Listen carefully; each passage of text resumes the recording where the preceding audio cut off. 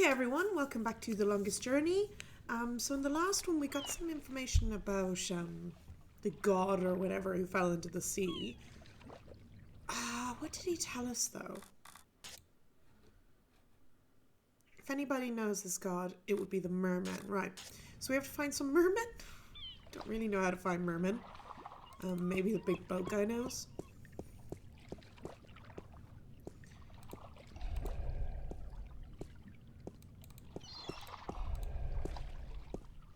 Hello. Did you ever hear of the merman of the Sea of Songs? You mean the bloodthirsty cannibal merman of the Sea of Songs? That's it. Never heard of him.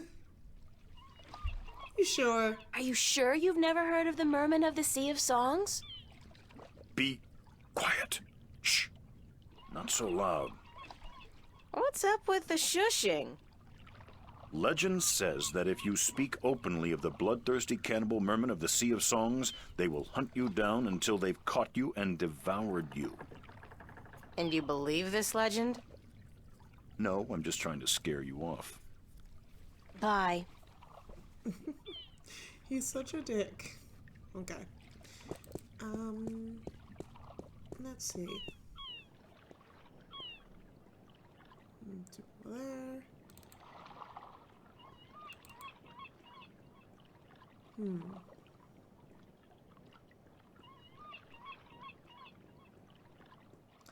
There was a fishing stand here, I think. Lobster merchant. Okay. He's selling a variety of fresh shellfish and other, delicacies. Yeah, I can't touch any of them. Instrument merchants, no point.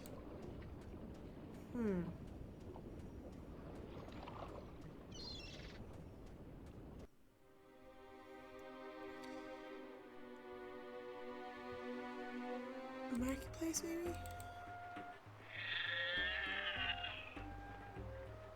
Map guy might know.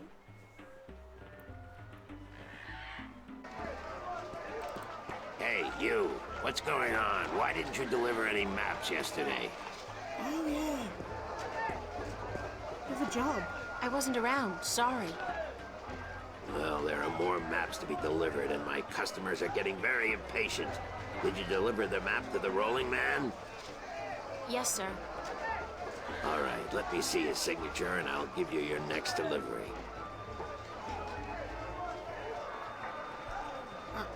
Sorry.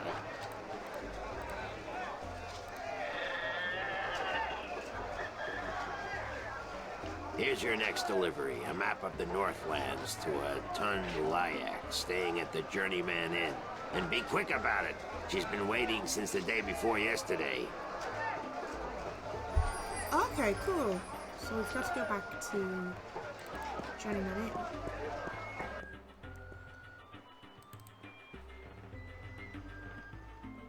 Okay. This person will probably know something, right?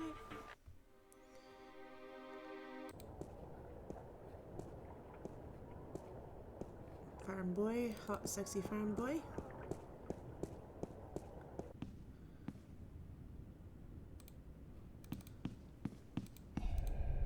Excuse me? Yes? Oh, it is you. Ah, 'tis I. I'm looking for a guest of yours, Tun Lyak. The sailor? She is looking for work today, I'm afraid. With most of the ships moored to the docks for balance knows how long, it is difficult for sailors to find work. Do you know when Tun Lyak is expected back? I could not tell you, child, but from what I know of the ships in harbor, she will not find one that needs a navigator any time soon. Thank you, ma'am. You're welcome, child.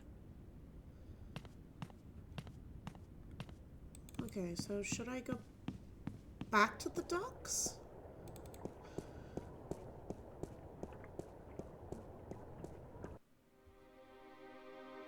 Yeah.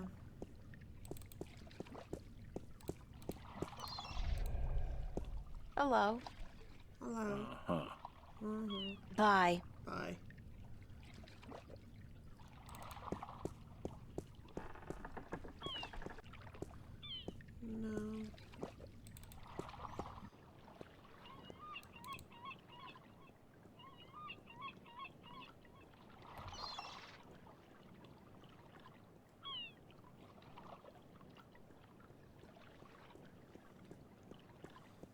Where should I go?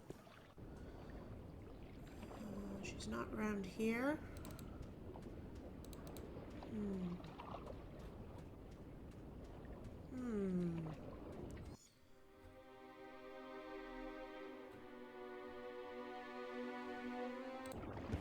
Westhouse, do you want to talk? Hi there, Mr. Westhouse. I'm back. My word. What on earth possessed you to return to this godforsaken place? You were lucky to escape the first time, but now you're really pushing it. It's not that bad a place, or else you wouldn't stay here. Besides, this time I didn't exactly come here by choice. I stay here because I'm a true masochist, Miss Ryan. And who forced you to come? Was it Cortez?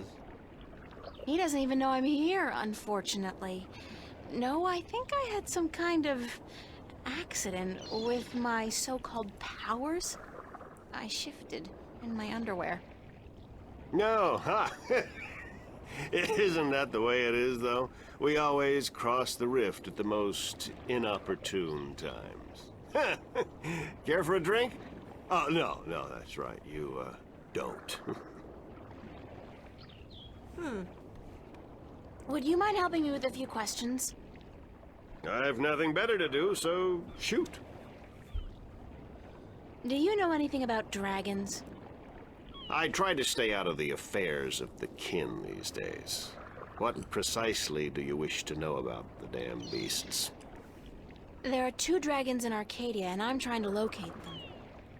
Yeah, I've heard that tale myself, but no, I don't know anything about it. You'd be better off speaking with the Sentinel Minstrom. After all, religion is their specialty, not mine. Did you ever hear a story about a god who fell from the sky? Stories aren't my thing, April. You should visit a library. I'm sure you'll find some stories in the books. I know the Sentinel have a library somewhere near the city. I've also heard rumor of a people with wings who do nothing but observe and record history through stories. But I don't know if that's all it is. A rumor. Still, if you're looking for stories, it may be wise to check it out and see if you can find them. I remember there was a great library in, I think it was the second game, where you had to give stories. What did you say about the flying people? They're supposed to be great storytellers, and they've been observing this world for a very long time. But it could only be a rumor. I'm looking for a disc that will open up the Guardian's realm. That's religion, Miss Ryan. And the only things I worship are whiskey, a good cigar, and a nice long... Anyway, don't ask me about all that balance mumbo-jumbo. Okay. Would you be able to tell me where I could look for the entrance to the Guardian's realm? In Tobias's pants, if he had his wish, I'm sure. No, I'm sorry. I don't know anything about the Guardians, balance, sentinel, or gardening. Now, if you're interested in bullfighting, I could talk all night. Okay. Yeah. Bullfighting's a horrible act of cruelty to animals, and not much of a sport at all. I'll just forget you said that, Miss Ryan. If there's one thing I miss about Stark, it's bullfighting. You'll be happy to hear, then, that they abolished bullfighting hundreds of years ago. Damn. I can't think of any more questions for now. Then let's talk about other things, shall we? Thanks, Mr. Westhouse. Anytime, April. Come back if you're homesick and you feel like talking to a fellow alien. Okay, that was interesting. So we need to find library then. If she got a diary entry. Brian Westhouse just told me something I should remember. He said that he's heard stories about a winged people who observe and record history. If they've got records going back thousands of years, maybe they know something about the whereabouts of the disc, the jewels, or even the entrance to the Guardian's Well. It's definitely worth checking out. It is. He said Minstrom Sentinel people. So let's check in the tower? Is it a tower? I don't know. Where's it? Temple.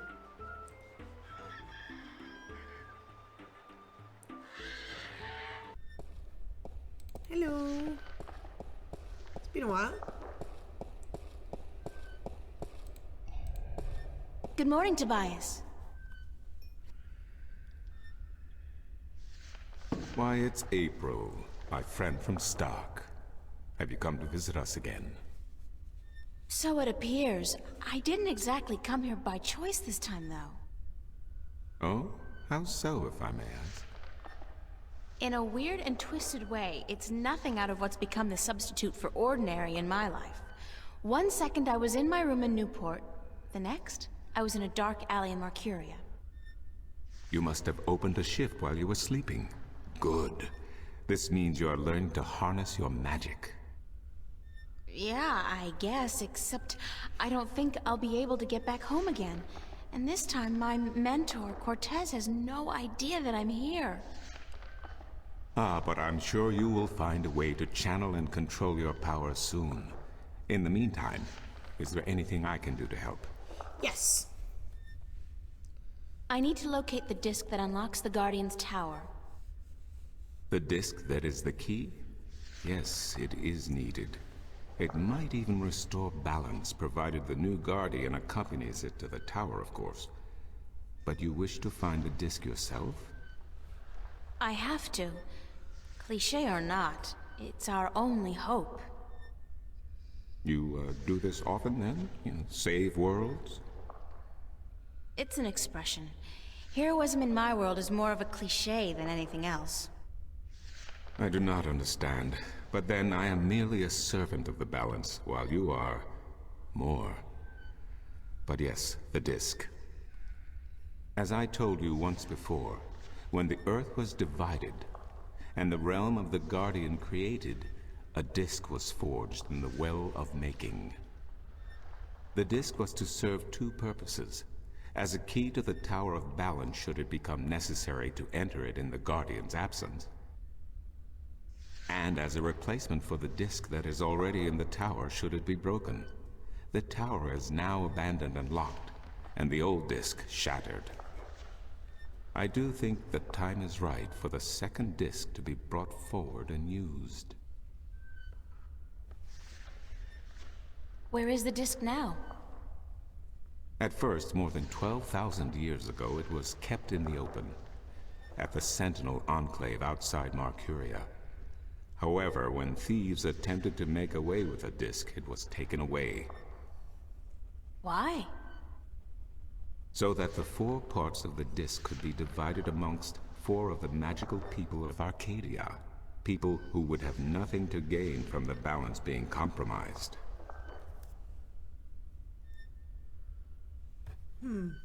What people were the disc divided amongst?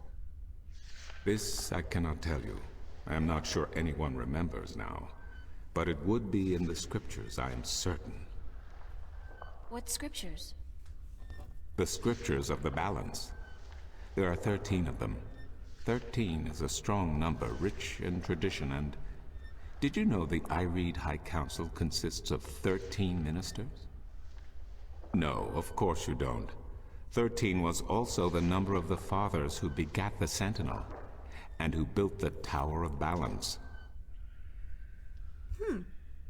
Where can I find the scriptures of the balance? Pay a visit to the Sentinel Enclave, located outside the city to the east. The great library of the Enclave contains every book ever written by an Arcadian minstrel, and most others as well. Speak with Minstrom Yerin, the keeper of books. Tell him I sent you. Okay. I need to find the entrance to the Guardian's realm. There is one. You are right in that, but where, I would not venture to guess. In the past, when the time came for the Guardian to step down and another to take his or her place, the Guardian opened a gateway wherever it was needed. A Guardian, still in full control of the balance, can invite anyone in and let anyone out.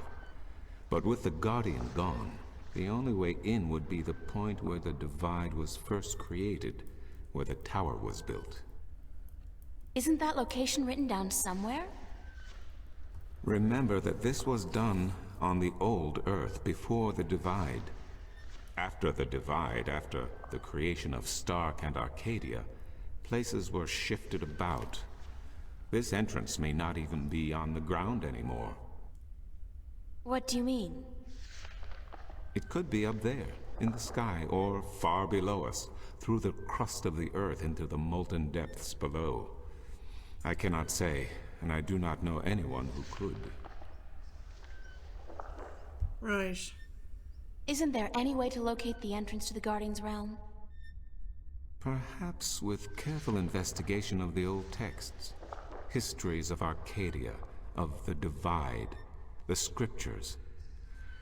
I do not know, April, but it cannot hurt to look. Again, you will find these texts at the Sentinel Enclave. Speak with Minstrom Yeren. I need to locate the 2 dragons that reside in Arcadia. The Drykin? What's the difference? Dragons is a word from your world. The kin are not what they have become in your legends and fairy tales. But they're real, aren't they? Oh, as real as you and me, April. And old. They have been here since before our time. As you probably remember, the kin were instrumental in the Divide, saving mankind from a terrible end. But I know so little. Only what I can remember from my studies when I was a minstrel at the Enclave. How can I get more information on the Drykin? Books, daughter, books. The wisdom of the ages. There is one tome you should study, called The Secrets of the Drykin, by Minstrom Elniak. It is old but informative, and it captures the imagination. Where can I find this book? Again, you will find these texts at the Sentinel Enclave. Always. Speak with Minstrom Yeren. So, yeah, we know where we're going. Thank you, Tobias. Good to know I could help you, April. Thing is, how do I find the place?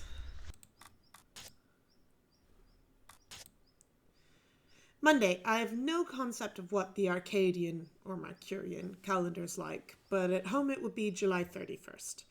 Come to think of it, what year is it here? Anyway, that's not really the reason I'm writing an entry in my diary. Tobias told me about a library where I may be able to find some answers. The library is at the Sentinel Enclave, just outside of town, and I'm supposed to speak with a minstrom named Yeren. He's the keeper of books or something like that, which probably translates into the equivalent of a librarian. So just outside town, so with any luck it'll be on our map.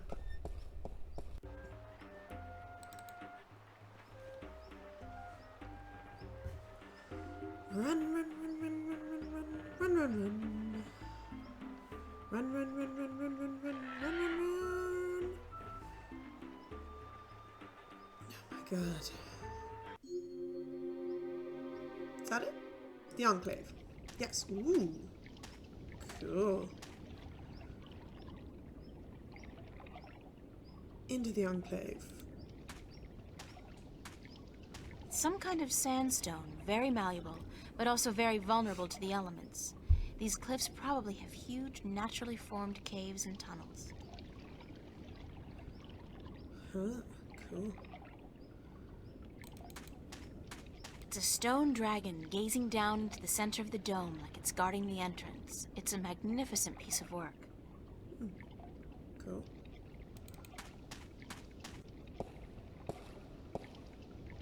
The dragon's mouth is pointing straight down at the middle of the floor. It's a circular hollow about 20 centimeters across and about 5 centimeters deep. emerald green, teeming with life and carrying the pleasant, salty scent of distant shores. She's very poetic, isn't she? It's a small recess about the size of my fist, with a thin duct extending from the recess to the circular hollow in the middle of the floor. There are 3 others just like it, arranged with equal distance to each other in a circle, and all connected via a duct to the center of the floor. Okay. Ooh. Priest.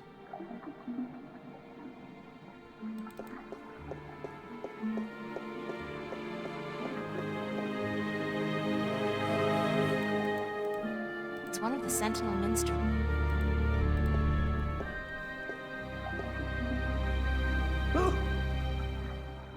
Oh, goodness me, I didn't hear you come in. By the way, you haven't seen Volume 6 of the complete annotated history of the Northlands, have you? I could have sworn it was here yesterday. Sorry, no. I guess someone else must have taken it. I try to tell them to write down what they borrow on the list, but they never listen. Only last week I spent 3 hours searching the entire enclave for the second scripture of the balance, the scripture of song, before I realized that Vestrum Tobias was studying it back in the city. Now, such incidents could be avoided if only, and this applies to you too, young lady, people would sign out the books they borrow when they borrow them and sign them back in when they're done. Such a simple procedure. It shouldn't take more than a few seconds to jot down your name and the name of the book you borrow. It makes my job so much easier. Now, which book did you want me to find for you? Are you Minstrom Yaren? Yes, of course. What a silly question. How would I know? I don't know you. I am Minstrom Yaren, keeper of the great library of Mercuria. In fact, this is the greatest library of all the Northlands. Perhaps of the entire world, although they say the Dark People have a library as big, if not bigger, than this one. But of course, we're not allowed anywhere near there. Have you been there? Oh, I think that's the one I saw. I don't think... What a silly question. Of course you haven't. You're not of the Dark People, are you? You don't look like any Dark People I've ever seen, so I can't see how you could possibly... Now, where did Volume 6 disappear to? Tobias said I should talk with you. Tobias? Vestrum Tobias? I haven't seen him for... Well, he was in last week, but before that it must have been days at least. How is he? Still eating enough for 2 mules? I must tell you of this funny story I heard the other day, of how Vestrum Tobias eats enough for a table full of minstrum, or was it 1 Elguan? Although the Elguan don't, as a rule, eat very much at all. Did you know that the Elguan can smell water more than half a day's journey away? Amazing, amazing creatures, perfectly suited for life in the desert. The balance provides, that's for certain. The balance provides. Vestrum Tobias recommended that I look at some books. Books is what we do best here at the Enclave, that is for certain. Which book would you like to see? Several. I'm looking for a story called The Silver Spear of Goriman. Yes, a fanciful tale if I ever saw one, but a charming one. Did you know that I'm often paid visit by adventurers wishing to read everything available on the spear so that they too can set out on their foolish quests? Yeah, don't you just hate those adventurers? Well, they pay for my bread, milk, and butter with their contributions to the coffers, so I shouldn't be too critical of them. But they care not about the books. They care only about what the books can give them. I care. About the books, really. I can tell. So, the Silver Spear of Gorimon, then?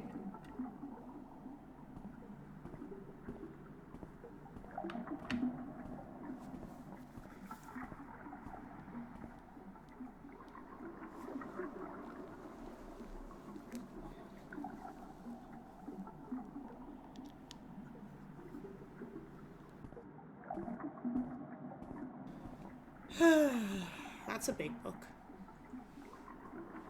I did find something of interest. I'll leave it here for you to read.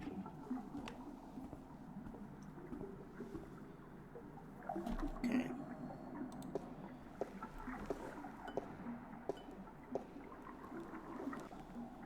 The Silver Spear of Gorimon. In the glory days of Bakshiva, before the drought, when Gorimon was the greatest city in the known world, the Parak of Bakshiva decided to forge the most powerful weapon in the world to challenge the mighty White Dragon. The Parak had grown greedy and bored, his treasure hold filled with the riches of the world, and he desired nothing except the one thing he could never have, the unborn daughter of the White Dragon, the fairest, purest, most beautiful creature in the universe. He had asked the White Dragon for her daughter's hand in marriage, but she had refused, scolding him for his insolence and warning him to keep...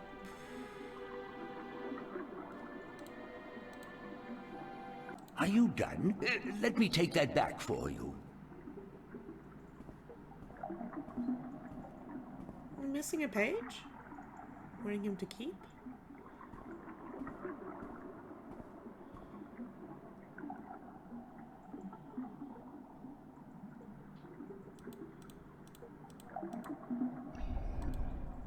Okay.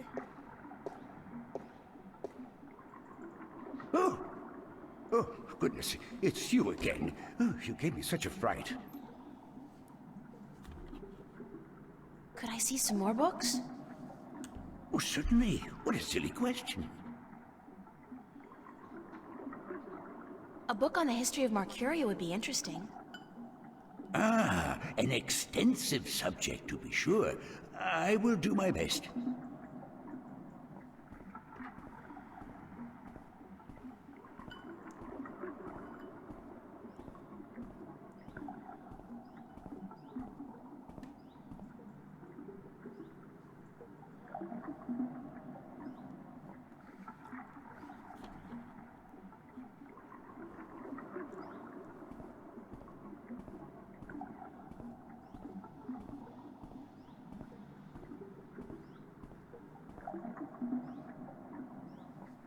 I did find something of interest. I'll leave it here for you to read.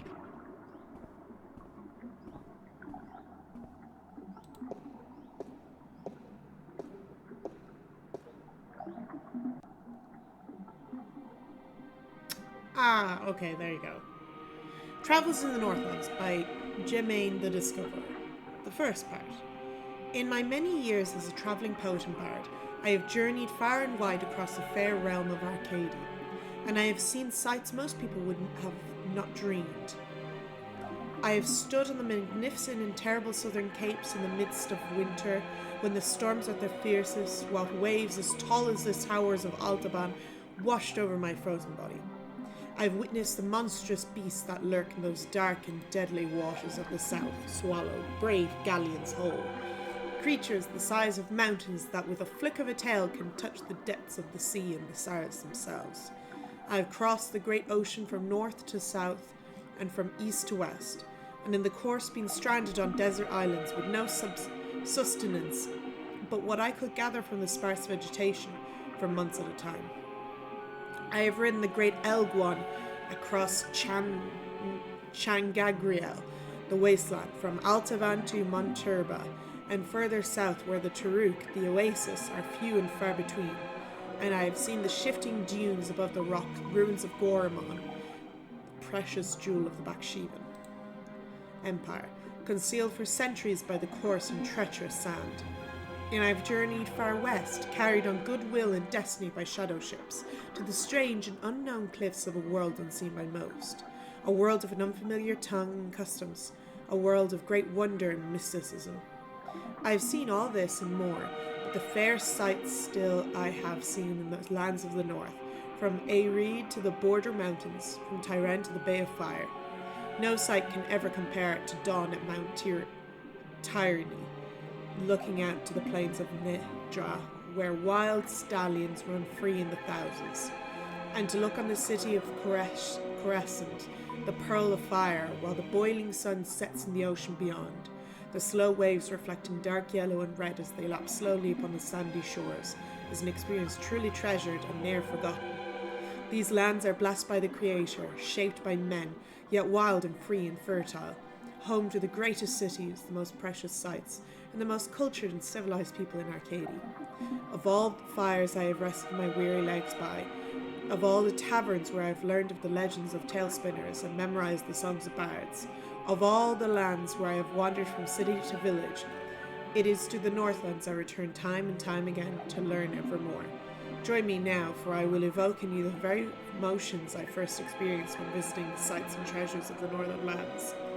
Join me and I will surely bring you there, to the exotic mist of this blessed land. And you will pine for its rugged coast and green woods and its hardy people. And like me, you will ne'er rest until you can return to yonder shores. Mercuria. O Mercuria, thou unkempt diamond, of capitals thou art by truth the fairest. Thy counsel many seek for knowledge, kept within as centuries sought and gathered, by men wiser than the ages brought hither by word of mouth. Mercuria, change thou not the course of war. Between thine people, diplomat, wise man, magician, all this and more, thou hast without equal the mark of merit and virtue. Written by Germain Earthring, the poet. The august capital of Aerid, the unified country, Mercuria lies on the hardy southern coast of the Northlands, halfway between Tyrene and Crescent. It is a port of call for merchants, traders, adventurers, and pilgrims from all four continents, a place of commerce and diplomacy for millions of humans and other species. Aerid is a strong and proud land perched between the plains of Nedra to the north, the land of Tyrene to the west, the Great Sea to the south, and the forests of the Northlands to the east, and inhabited by humans, Dolmari, Tyrene, Mole people, and Vanir. Aerid was formed after Mercuria emerged as a major centre for diplomacy and trade, and became the banner under which the surrounding lands united as one. Aerid is a democracy, currently led by the Chief Council of the Aerid Flag, Lord Igvan Delan. The High Council, composed of the ministers who governed by representation, resides in the Mercurian Hall of Assembly, flanked by the palace and the barracks. The Aerides are traditionalists, and their form of government has barely changed over the last few millennia. In High Tongue, Aerid means unification or assembly. Mercuria is one of the largest cities in Arcadia, the capital of Aerid, and a centre for trade, diplomacy, and cultural diversity. Populated by a large variety of races, from human to Vanir, Mercuria has grown from its origins as the birthplace of humanity to a city of all Arcadians, and the hub of the civilized world. Founded 20,000 years ago at the shore of the then unconquerable ocean, it is the first known permanent settlement of the emerging human race. Initially left to its own devices by more developed races, Mercuria grew large and fat and wealthy. With newfound confidence, it passed through a period of expansion, which gained it a reputation as a merciless aggressor, which soon brought violent attention from the Tyrene in the west and the Dolmari in the north. After years of war, Mercuria was decimated and subsequently rebuilt with sufficient reinforcements to weather attacks from both sea and land. Peaceful times followed. Whereupon Mercuria settled into the role it has in today's Arcadia. Although all surrounding areas fall under its jurisdiction, there is sufficient self-governing and few central taxes to appease all but the most disgruntled. The huge areas of farmland around the city benefit from the well-kept roads, markets, and the busy export to other lands. Nearby villages benefit from the military might of Mercuria, protecting them against roving barbarians and tyrant armies. And Mercuria also provides the people of the Northlands with one of the best and busiest ports in Arcadia, allowing travel to distant destinations around the world. Are you done? Let me take that back for you. That was a hell of a lot of reading there. Jesus. So, basically what I gathered out of that was Arcadia's super old, and there was a lot of war for a while.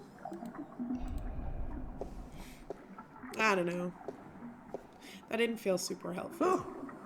Oh, goodness, it's you again. Oh, you gave me such a fright. Could I see some more books? Oh, certainly. What a silly question.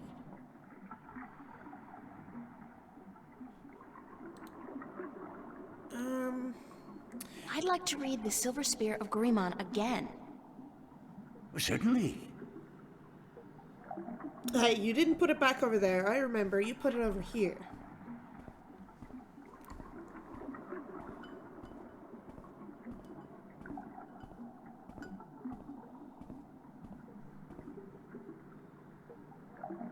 Now, I want to see if we missed something, because I couldn't figure out how to turn the page.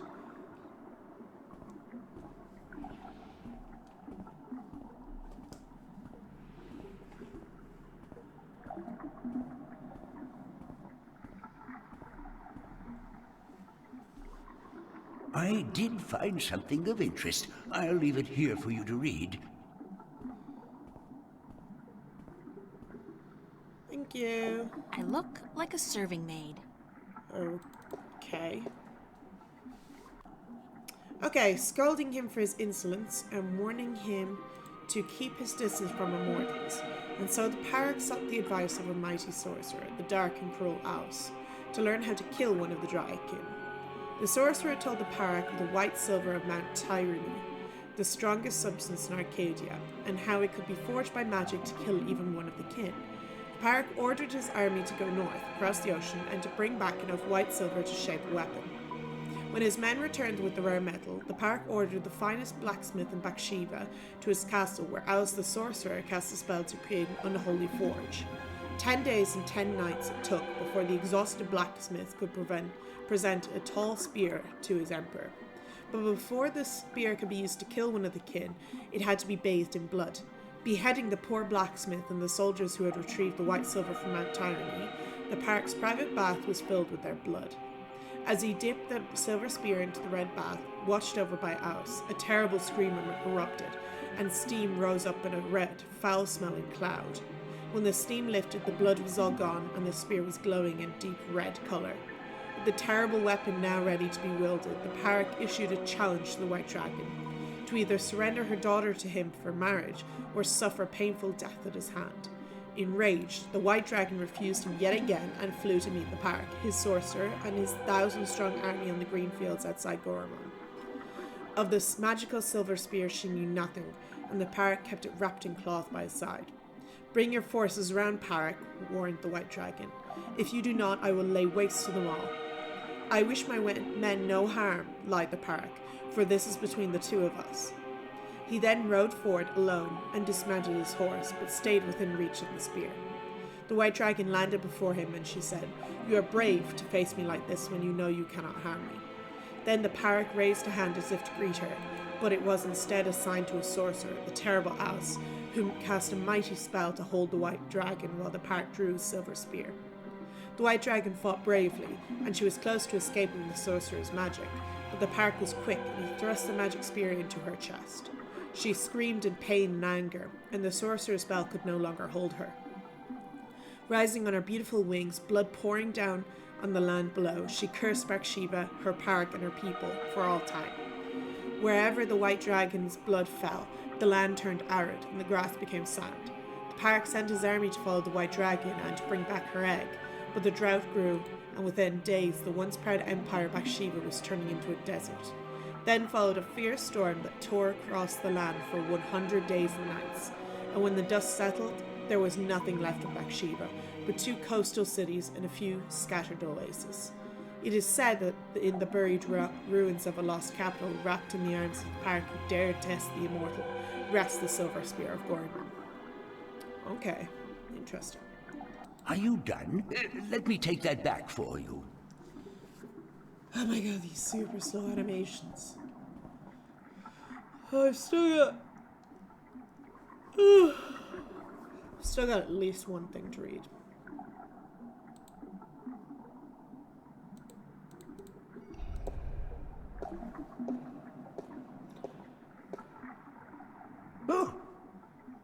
goodness, it's you again. Oh, you gave me such a fright. You keep poking him in the side. Could I see some more books? Oh, certainly. What a silly question.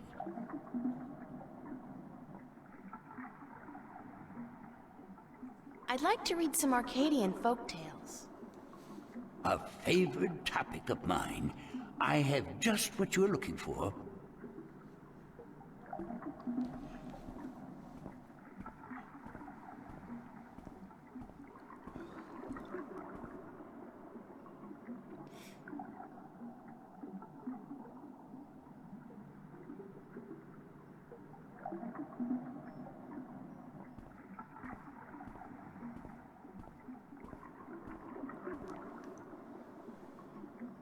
I did find something of interest. I'll leave it here for you to read.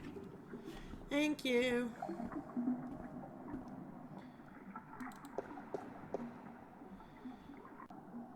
Sadra, the faithful wife. Ooh. Sadra was married to a brute of a man named Care. He was a bully who drank, cursed, gambled, and beat up his wife when he'd lost coins at the cups table. Still, Sadra treated Care with respect and care. She fed him when he was hungry, she made his bed and washed his back, and she laid down with him when he told her to. She never complained of her hardships to anyone, even though some days she woke up with bruises all over her body. Despite her husband's treatment, Sadra was a beautiful woman with lovely dark hair and green eyes, and men would admire her when she went to the market for food or to the town, for water.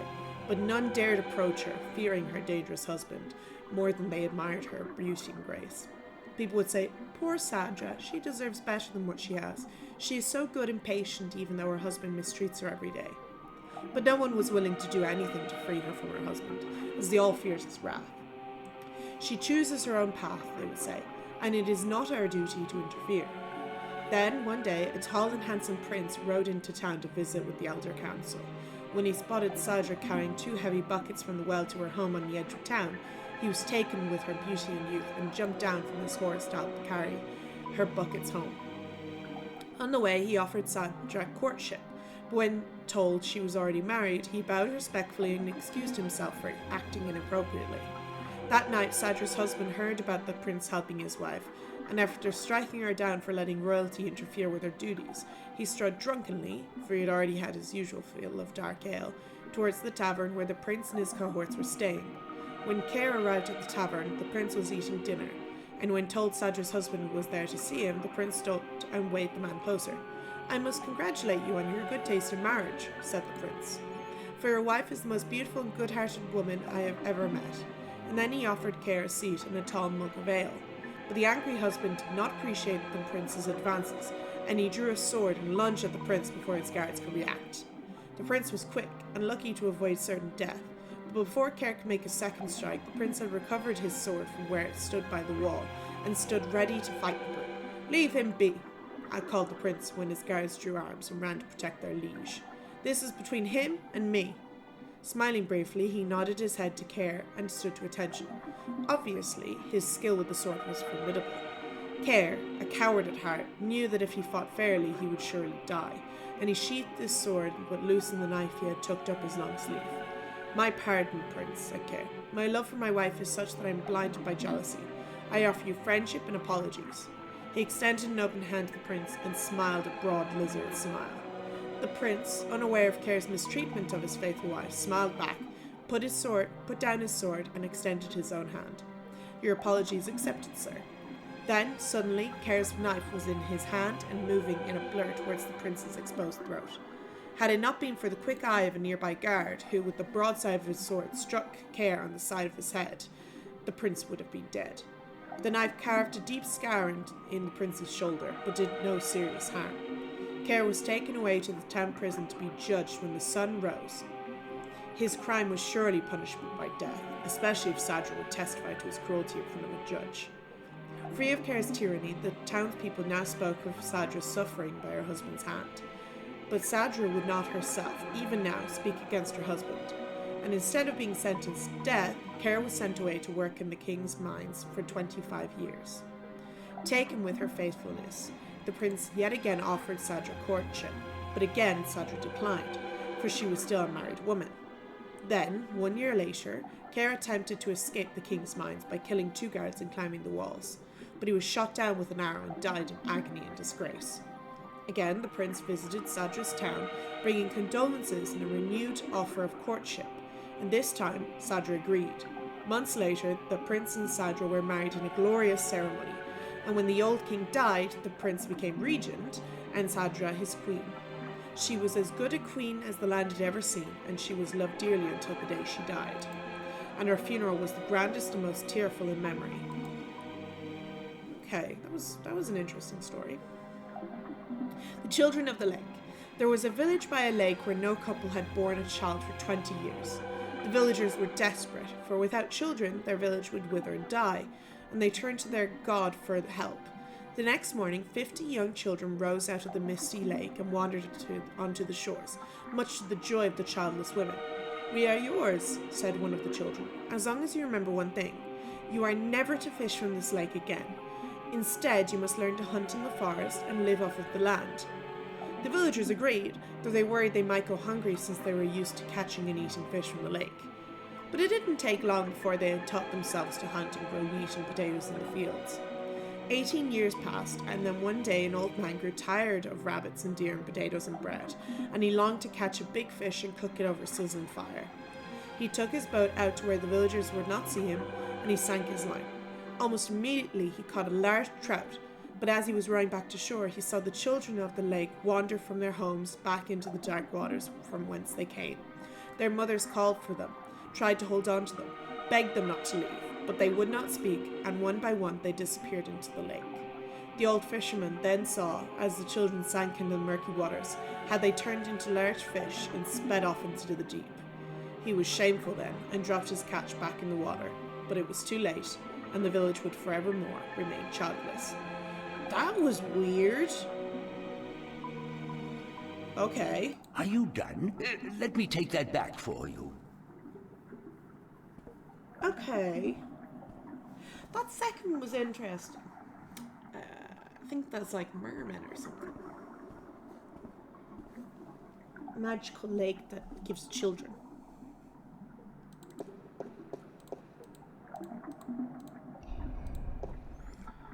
Oh, Poking goodness, it. it's you again. Oh, you gave me such a fright. Yeah. Could I see some more books? Oh, certainly. What a silly question.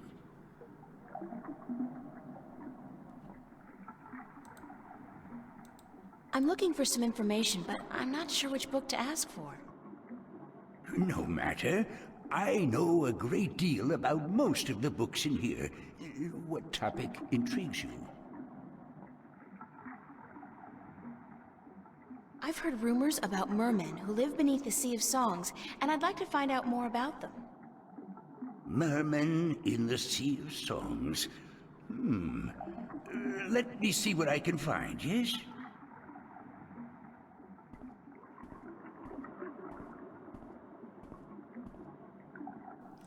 Well, at least it's gone to a different shelf for once.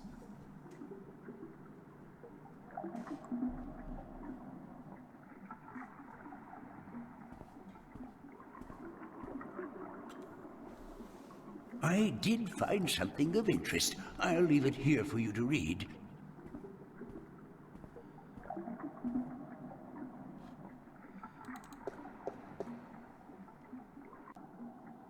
Mayrum, also mermen, merpeople, Merians. Magical people who reside in the depths of the great ocean and other seas. Little contact has been made with the Mayrum, who are believed to have been quite numerous in the past, but are now dwindling in numbers. Confirmed location of Mayrum cities is between the Briston Atoll and Guyane, centering on the Sea of Songs. Legends of mermen, Merians, are rampant among sailors. These stories portray the Mayrum in a grotesque and violent light, betraying the truth of a largely peaceful people. Betraying the truth of a largely peaceful people. Violent light betraying... jeez. Although not much is known about the Mayrum, their religion apparently centers around the belief of a benevolent god who lives in the immense depths of the great ocean, and who brought the Mayrum to Earth from a place distant and wonderful. Are you done? Let me take that back for you.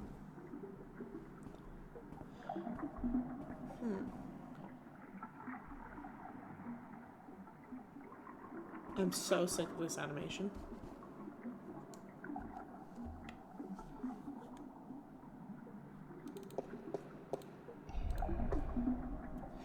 Book. Oh, goodness, it's you again. Oh, you gave me such a fright. Could I see some more books? Oh, certainly. What a silly question. I'm looking for some information, but I'm not sure which book to ask for. No matter. I know. Are there any books about flying people who observe and tell stories? Winged storytellers, hmm? Let me see what I can find. Hold on.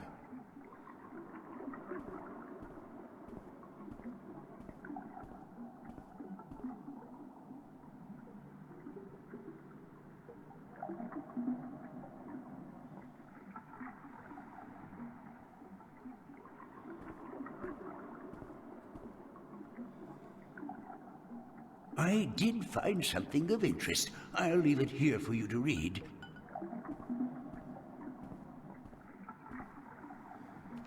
Thank you.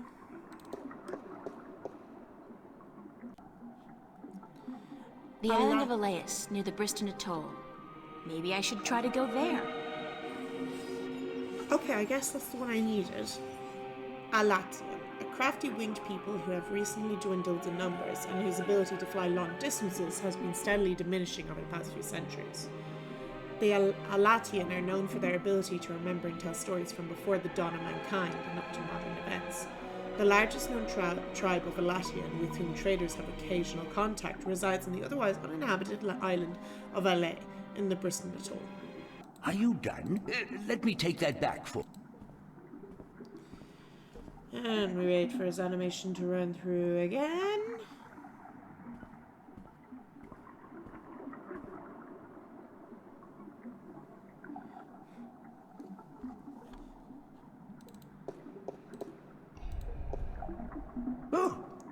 Oh, goodness. Could I see... Oh, certainly. I'm looking... No matter.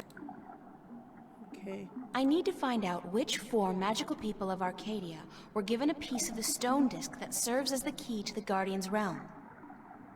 The stone disc of the balance, yes? Yes. There could possibly be something on that in... let me check. Just one moment.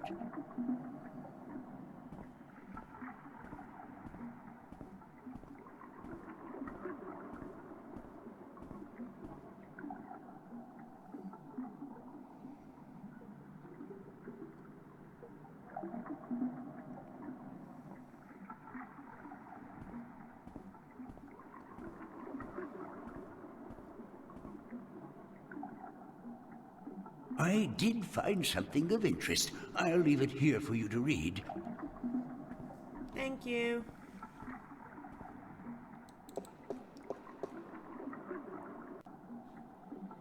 Chapter 16 in the 8th scripture, the scripture of breaking. Regarding the disc of the balance and the events that came about when the disc was broken. The scriptures tell us that the disc was kept at the enclave for many thousands of years, safely guarded from any threat by the respect held by every man and woman for the authority of the fathers. But with dissent came disobedience, and disobedience brought immorality, and immorality begat theft. Tyrant soldiers, aided by sentinel traitors, attempted to make away with the disc, but were thwarted by the Wight of the King herself, intervening, although forbidden to do so, on behalf of the fathers. The disc was brought safely back to the enclave, but the threat would linger in the minds of the minstrel and the vestrum. So it became that the disc was melted in the forge of the dragon's mouth, shaped into the elements of four magical people, and given to these respective people for safekeeping until such a time when it was decreed that the disc should once more be whole. One stone to the gentle souls that sing in the dark and shape the earth between their toes. One stone to the watchers of the woods, the ones who are outside. One stone to the two that make one, of air and of sea. And one stone to the keepers of the dark flame, the eternally dark, the mariners. When the time comes for the disc to be whole again, one person will make a journey to the four who hold the pieces, and the pieces will be given willingly, because there will be no doubt to the righteousness of this person. Are you done?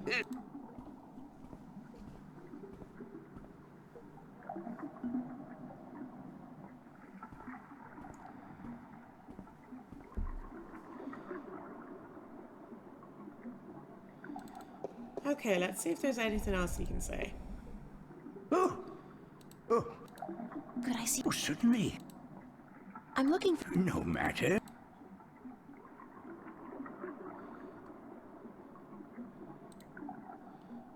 I'd like to learn more about dragons, about the Dragakin. Oh, yes, yes. We have some wonderful books on that topic. Stay here.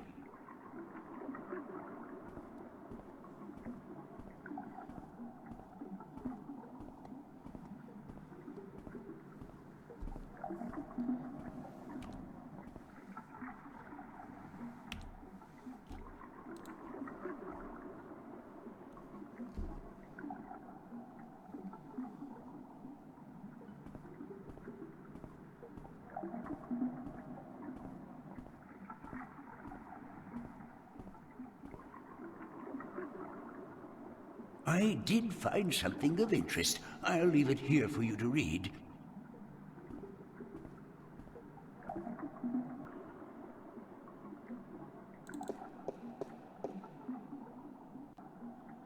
Okay, Secrets of the Drykin by Minstrom Elyak.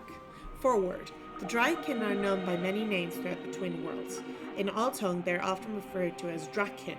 In some variations of Lowtung, Draken. In the Southlands, the word Dragik refers specifically to the winged lizard shape traditionally associated with the kin. In Irad, the eternal spirits of the kin are simply Drak, regardless of their current shape. In Stark, most cultures refer to the kin as dragon, drag, drak, dragon, though this usually refers only to the winged lizard-like shape and not to the spirit inhabiting the shape. In fact, while in Arcady, the kin are respected and revered as eternal spirits, with great significance in the balance and the all. In Stark, the kin are mostly creatures of mythology and fairy tales. However, in some Stark legends and scriptures, notably the Christian Bible, the name dragon is associated with the forces of evil, and thus the religious connotations do seem to have carried over in a somewhat distorted form. Who or what are the Dryakin? Why not ask who is the creator, or what is the all? Questions thus asked will remain in perpetuity unanswered, for they are in truth unanswerable. To condense all knowledge of the Creator into one answer is futile, as is any attempt to define the all without describing every single element that makes up the all. So also with the Dryakin, we cannot answer who is the kin or what is the kin, but we can provide some answers to simpler questions, the questions that deal with what we see and hear and feel, and what we have been told by the kin themselves. Answers that, together, may give us, if only the faintest hint of the whole truth, then at least some indication of who or what the Dryakin are. Born of the emptiness between the stars, reads the 11th scripture of the balance, the scripture of time.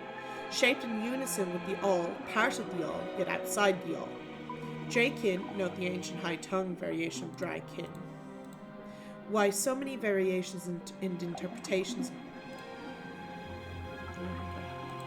Why so many variations and interpretations of the Dryakin from culture to culture? The kin have always been shrouded in mystery, and from mystery rises legend and myth. The kin seem content to be seen as nothing but tall tales and figments of a bard's fertile imagination. Are you done? Let me take that back for you. So basically, like the Dryakin are the Dryakin, and I don't know, they just are. Alright, whatever. Alright, let's do one last bit of reading for today. April's diary. I went to the library. Yes, me. Imagine that. To look for some information about those flying creatures that Brian told me about. And with Minstrom Yaren's help, I found just what I was looking for. They're actually called the Alatian, and there's a tribe of them living in an island south of here, Alay. Which is such good news considering how much I love water. And that was my sarcastic voice, by the way. Now, who do I know with a ship? Oh yeah, we're gonna go bother your man again. Love it. Okay, well, I think we'll leave it there for today. That was so much reading. Sorry if you got bored by that, but it's all pretty interesting stuff still. Okay, thank you very much for watching, and I'll see you next time. Bye-bye.